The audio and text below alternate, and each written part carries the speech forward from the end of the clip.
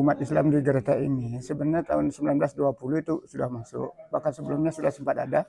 Namun karena faktor ekonomi, jadi maka penduduknya tidak bisa berkembang begitu pesat, sehingga boleh dikatakan jalan di tempat. Setelah berjumlah 3 kakak, pindah 1 kakak, 5 kakak, pindah lagi 2 kakak, terus menerus seperti itu. Padahal Muslim di Banjarnes Geretek Desa Samarendang ini 1920 sudah masuk, bahkan sebelumnya sudah masuk. Jadi itulah karena faktor ekonomi sehingga tidak bisa berkembang cara kependudukannya. Oleh karenanya dari tahun 1920 itu yang saya agendakan sampai 1986 kemarin di Banjarnes Geretek Desa Samarendang ini belum ada rumah ibadah secara Islam atau belum ada masjid. Nah, oleh karenanya saya punya inisiatif dan punya keinginan untuk mendirikan atau membuat masjid di sini, walaupun sekecil apapun, sederhana apapun, yang penting ada. Oleh karenanya, karena kebetulan berdiri kantor urusan agama di Kecamatan Tijapula, saya datang menghadap beliau, minta solusi dan petunjuk beliau bagaimana caranya agar di kampung kami atau tempat kami itu ada rumah ibadah secara Islam, walaupun sesederhana apapun. Yang penting kita bisa manfaatkan. Sebelum masjid ini berdiri, saya sholat Jumatnya ke Batu Gambir, Pak. Dengan naik sepeda ontel, terbit matahari, berangkat setelah disediakan sarapan oleh istri. Sampai di sana menjelang duhur, nyampe, istirahat sebentar, terus kemudian langsung melaksanakan sholat Jumat. Setelah itu kita silaturahmi ke keluarga di sana, karena kebetulan juga di sana banyak keluarga saya. Menunggu waktu asar. Habis sholat asar, saya berangkat lagi, maghrib nyampe di rumah.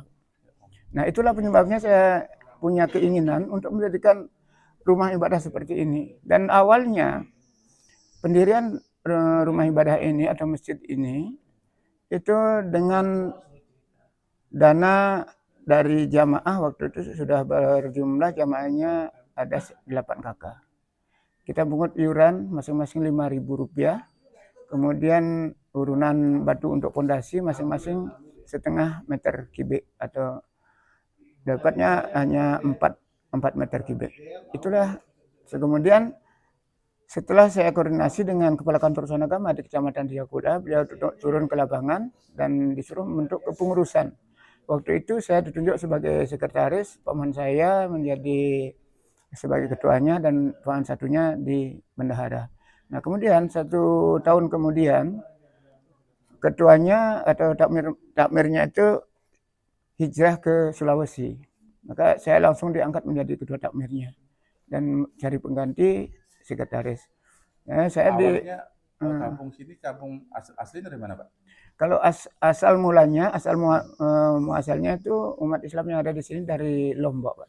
Oh, dari Lombok. Dari Lombok. Semeton Lombok. Dari Lombok Barat, Gerung. Oh, Gerung. Kemudian, nah, alhamdulillah sekarang dengan berdirinya masjid ini kita beberapa jamaah dari Jawa juga ada ke sini karena ketemu jodoh di sini, jadi tinggal di sini. Saat ini ada berapa kakak, Pak? Saat ini sudah 34 kakak dan insya Allah beberapa bulan ke depan akan bertambah lagi 2 kepala keluarga. Tapi rumahnya jauh-jauhan, Pak ya? Ya, memang tempatnya berpenjara, makanya masjidnya agak begitu sepi lah karena penghasilan dari sini apa, Pak? Kalau penghasilan di sini awalnya dulu sempat tahun jayanya jeruk itu masih ada hasil jeruk, tapi karena ada penyerangan penyakit CCBD sehingga jeruk itu hancur. Nah, sekarang boleh dikatakan sudah tidak ada hasil.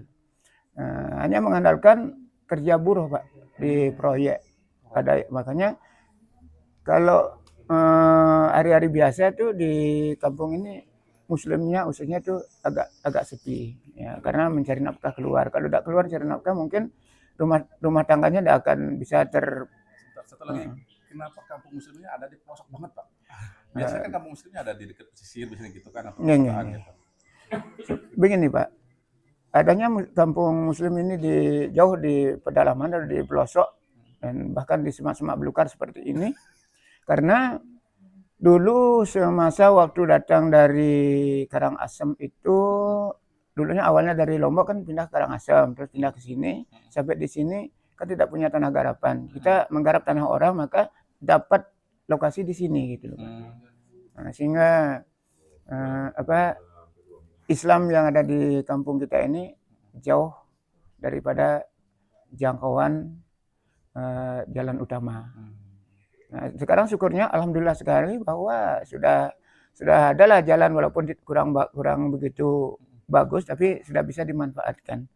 Ini hubungan dengan orang-orang sini gimana Pak? Orang-orang asli sini? Alhamdulillah, kalau hubungan orang-orang yang non di sini itu sampai detik ini, saat ini masih baik-baik saja dan tidak pernah ada gotokan-gotokan. Dan karena dalam hal ini hubungan kita antar umat itu kalau ada orang meninggal seperti sekarang kebetulan sekali di sini ada orang meninggal dan dua juga ada yang muslim itu malah paling awal yang hadir melayat istilahnya kalau di Hindu. Iya. Nah, terus kalau sampai saat sekarang ini saya sampaikan seperti tadi bahwa belum ada ya istilahnya saling gap-gapan itu. Ada nggak dari pihak non yang masih menjadi mualaf itu? Kalau yang dari non jadi mualaf itu karena jalur perkawinan. Yang saya catat yang ada di Banjarnegara ini ada 18 orang. Dan kebetulan sekali saya ditunjuk sebagai koordinator mualaf sewilayah Kecamatan Tijakula, mewilayahi 4 masjid Al-Ihsan, Istiqomah, Ar-Rahmah, dan Nurul Mubin ini. Nah, itu jumlah yang tercatat mualafnya ada 73 orang. Setijakula. Kebanyakan perempuan Pak? Iya. Kalau lakinya sedikit. Yang ada laki di Kampung Yabau ada, terus di Batu Gambir juga ada. Dan kalau di sini masih yang perempuan saya karena faktor pernikahan.